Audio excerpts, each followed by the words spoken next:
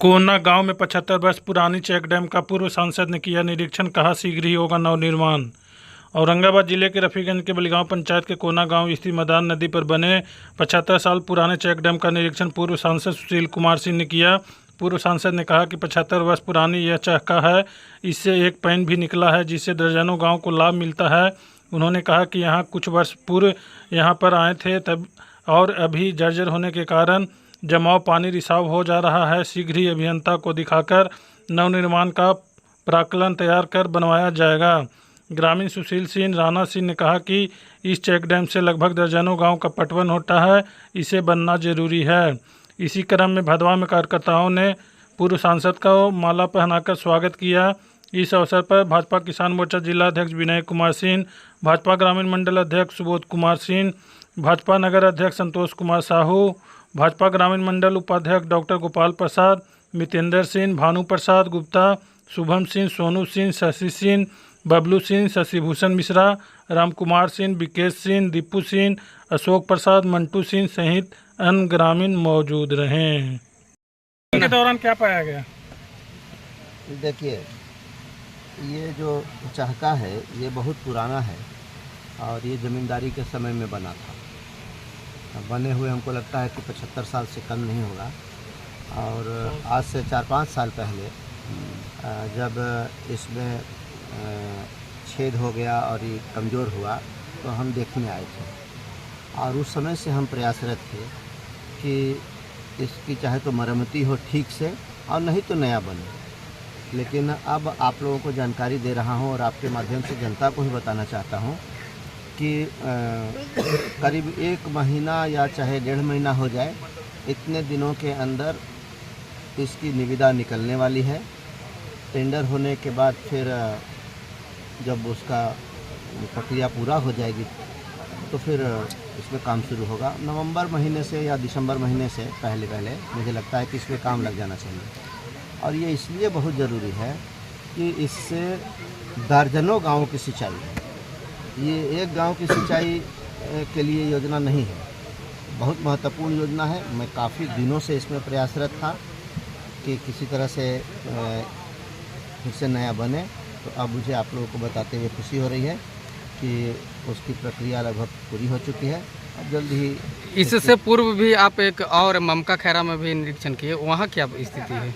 वहाँ भी ऐसी ही स्थिति है। वहाँ था कि 6 गाँव की सिंचाई के लिए खैरा पैन पर चहका का निर्माण हुआ, लेकिन उसमें शिकायत यह है कि 2 करोड़ 38 लाख रुपए की योजना से की राशि से उस योजना का निर्माण हुआ है। पूरा पैसा अभी खर्च नहीं हुआ है, कुछ पैसा बाकी है, लेकिन उसके निर्माण में गुणवत्ता में अनियमितता पाई गई और मुझे लगता है कि तकनीकी तौर पर कुछ उसके प्राक्कलन में भी गलती है। इसलिए कि उसका बाएं तरफ का जो सुरक्षा बांध है जो कच्चा था मिट्टी का, वो इस बरसात में पानी के दबाव से बह गया तो पानी की बर्बादी हुई, जबकि उसे 6 गांव की सिंचाई है और लगभग 2.5 करोड़ रुपए की लागत से वो बन रहा है। ग्रामीणों की शिकायत पर कल ही मुझे जानकारी मिली तो मैं देखने आया था। देखने के बाद मैंने इंजीनियर से बात की और जो उसमें कमी थी सब कुछ बताया कि अब इसमें क्या सुधार होना चाहिए।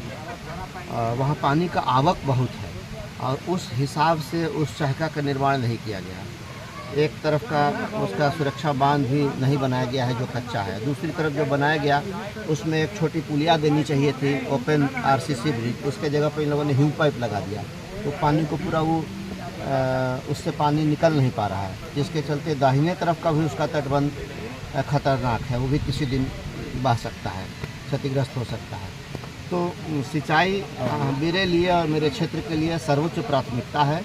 तो आज इन्हीं सिंचाई योजनाओं को देखने एक बना है जिसमें कि गुणवत्ता से समझौता किया गया, गुणवत्ता में कमी पाई गई, और दूसरा बनने वाला है।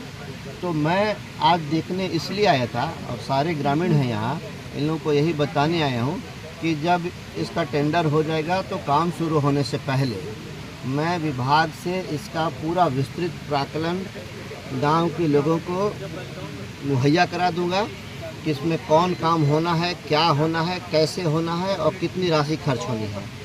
और गांव के लोगों से मैंने अनुरोध किया है कि आप लोग एक निरीक्षण कमेटी बना लें और कमेटी बना के ड्यूटी लगा दें और लोग ड्यूटी देकर अपना काम, चूँकि ये किसानों के पेट से जुड़ा हुआ काम है, योजना है, तो अपने लिए करना है, किसी दूसरे के लिए नहीं करना है।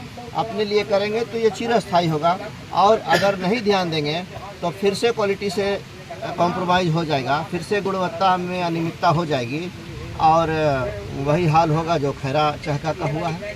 सूत्रों से मिल रही जानकारी के अनुसार यह पता चल रहा है कि 2025 में आप विधानसभा के चुनाव लड़ने जा रहे हैं, कितनी सच्चाई है इसमें? मेरे सूत्र तो आप ही हैं और आपसे मुझे ये जानकारी मिल रही है, अन्यथा और कोई जानकारी तो अभी तक मुझे नहीं मिली है। मैं भारतीय जनता पार्टी का एक साधारण छोटा सा कार्यकर्ता हूँ, सिपाही हूँ। मेरी अपनी कोई इच्छा नहीं है। अगर पार्टी आपको मौका देती है तो आप किस विधानसभा क्षेत्र से लड़ना चाहेंगे? नहीं, अभी इस तरह का कोई सवाल ही नहीं है, ये काल्पनिक सवाल है। मैं पार्टी का सिपाही हूँ। पार्टी मेरा उपयोग जहाँ करना चाहेगी पार्टी कर सकती है, लेकिन जो भी इस संबंध में विचार रखना होगा वो जनता के विचार के आधार पर पार्टी के सामने रखूँगा, निर्णय पार्टी का होगा। मैं अभी इसका अपने स्तर से जवाब देना कोई ज़रूरी नहीं समझता। आपके ही पार्टी के नेता रामधार सिंह आप अपने ही पार्टी के पदाधिकारियों के विरोध में आक्रोश मार्च निकालते हैं औरंगाबाद में, इसको लेकर आपका क्या कहना है? देखिए, भ्रष्टाचार के विरोध में कहीं कोई आवाज़ उठती है तो मैं उसका समर्थन करता हूं, और उठना भी चाहिए। इससे कोई समझौता नहीं होना चाहिए।